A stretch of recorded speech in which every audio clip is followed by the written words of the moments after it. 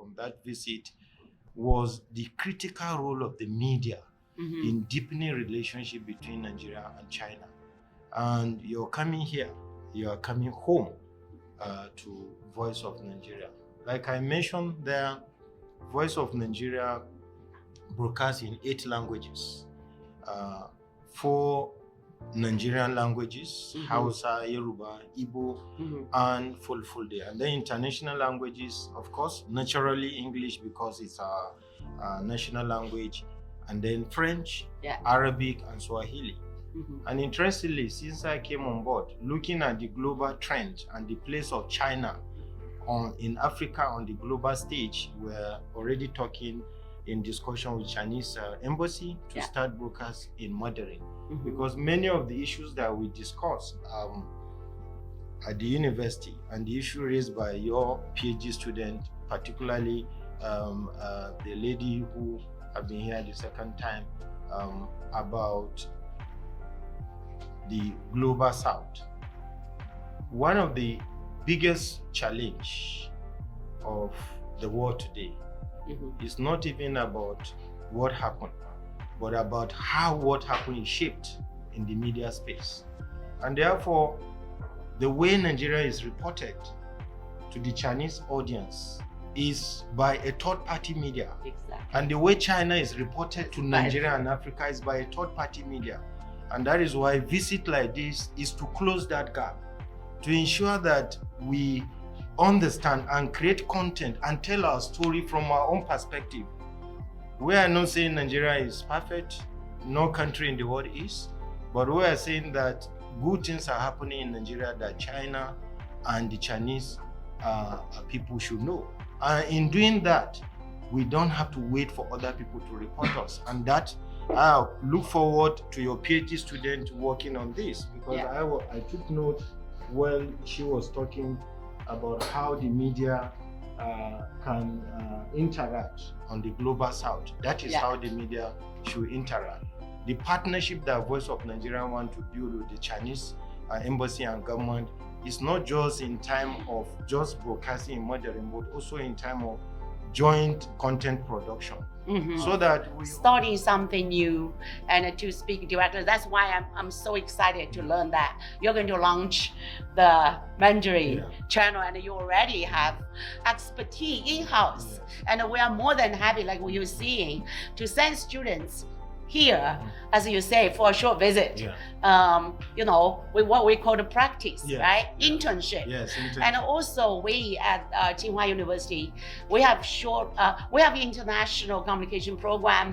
We also, I'm here already, like a saleswoman, recruiting MA students, for example, to join our program. We have government scholarships, and also we have short visits. So, there are, I think, many opportunities for exchange. So thank you again. We broadcast through the traditional and then the online platform. Because for us at Voice of Nigeria, you know, and as people in the academic, you understand that the media landscape differs. Nigeria and African media landscape is different from that of the West and others. So despite the impact of information technology, we believe at Voice of Nigeria that to build an inclusive media system in a democratized media space, you need to carry all the listeners along. And how do you do that? Well, you build your digital platforms. You also ensure that you have your own traditional platform of the shortwave.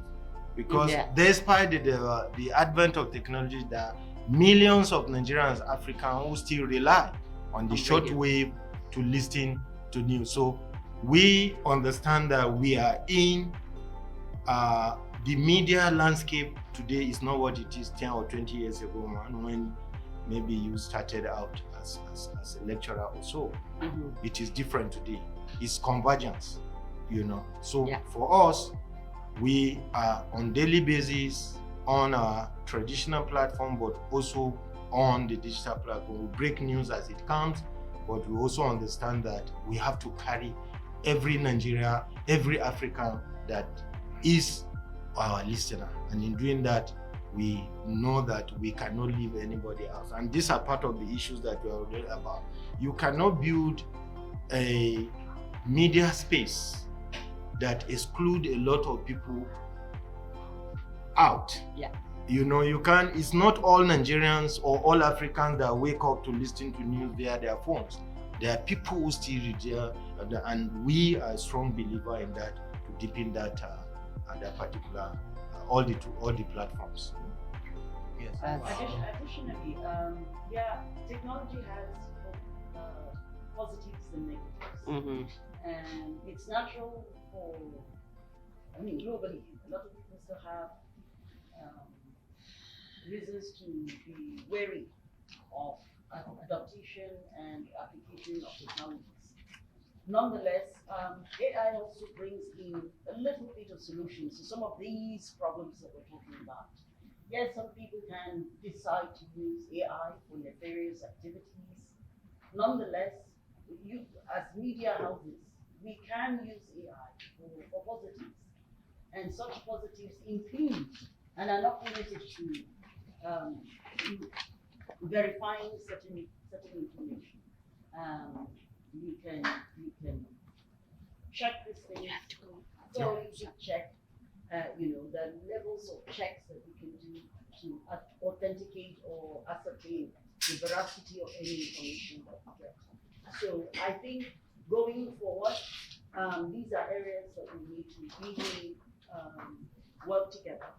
You have the technology, we have the questions we want answered, and so fact checking becomes a critical component of all of this. Yes, thank you. You want to say something? Okay. Yeah, maybe I give a very simple following question, because we just know that we're also doing broadcasting for Swahili. I was also in Kenya for some years, so I wonder, when we're doing Swahili program, we're doing here in Lagos, in Abuja, or where we have also some journalists or some programmers at, let's say, Nairobi or Dar es Salaam. Our Swahili service broadcast from Abuja and Lagos. Recently, as you said, a staff exchange from Tanzania Broadcasting Corporation just here to Nigeria for Tanzania. He was here for 6 months, and he helped on this Abuja service. So we have other staff from the Swahili service in Abuja. So in Lagos. So they broadcast simultaneously in Abuja and Lagos. We have the service as well, but we don't have correspondence there. But DG is planning to open offices in some of the African countries there for the Swahili and other languages. We were at the Chinese embassy with him and started talking about also having this relationship with the Chinese embassy, as you said, for the mind-body language. And another thing I want to bring our attention to is students from the university can come here and train for the mind-body language. Because I remember in Hamburg University, they teach Hausa language in the university, and many of the students do come to like Hausa service for training, 3 months, 6 months, up to 1 year sometimes training. So, and China too has a Hausa service in China radio. Yeah. So I think with this relationship, maybe we will help send some of our staff to China radio as long as China secondments there.